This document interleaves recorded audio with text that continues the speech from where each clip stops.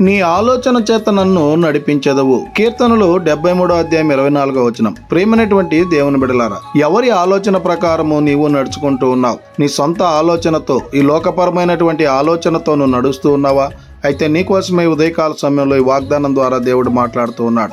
నాకు అన్నీ తెలుసులేనటువంటి ఆలోచన కలిగి నువ్వు ఉన్నట్లయితే, నాకెవరు చెప్పేది లేనటువంటి ఆలోచన కలిగి నువ్వు ఉన్నట్లయితే, ఆ ఆలోచన నిన్ను పాపంలో పడివేయచ్చు. ఆ ఆలోచన నిన్ను ఈ లోకానుసారముగా నడిపించవచ్చు. అయితే నీవు దేవుని ఆలోచన ప్రకారం, ఆ యేసుక్రీస్తు ప్రభుల వారి ఆలోచన ప్రకారం గనుక నువ్వు నడిచినట్లయితే, ఆ ఆలోచన నీ మార్గాన్ని సరళం చేసేదిగా ఉంది. ఆ ఆలోచన నీ యొక్క స్థితిని మార్చేదిగా ఉంది. ఆ ఆలోచన నిన్ను బలపరిచేదిగా ఉంది. ఆ ఆలోచన నిన్ను స్థిరపరిచేదిగా ఉంది. దేవుని ఆలోచన నిన్ను ఆ పరలోక రాజ్యంలో చేర్చేదిగా ఉంది. గనుక ఇక నుంచైనా ఈ లోకానుసారమైనటువంటి ఆలోచన కాకుండా, ఆ యేసుక్రీస్తు ప్రభుల వారి ఆలోచన ప్రకారం, ఆయన ఆజ్ఞ ప్రకారం నడుచుకునేటువంటి వారంగా ఉండాలని కోరుకుంటూ, ఈ దిన వాక్యం ద్వారా దేవుడు బలపరచునగాక.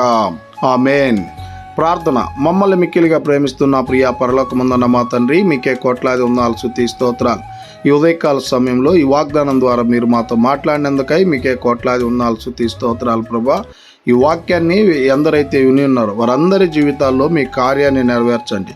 వారందరూ తండ్రి ఈ లోకానుసారమైనటువంటి ఆలోచన కాకుండా మీ ఆలోచన ప్రకారం, మీ ఆజ్ఞ ప్రకారం నడుచుకునేటువంటి వారంగా ఉండులాగున ప్రతి బిడ్డని మీ కృపగల హస్తాలకు చెప్పుకుంటూ కృపనే కోరుకుంటూ యేసుక్రీస్తు పరిశుద్ధ నామమున అడిగి మరి ప్రార్థిస్తూ ఉన్నాం తండ్రి. ఆమేన్.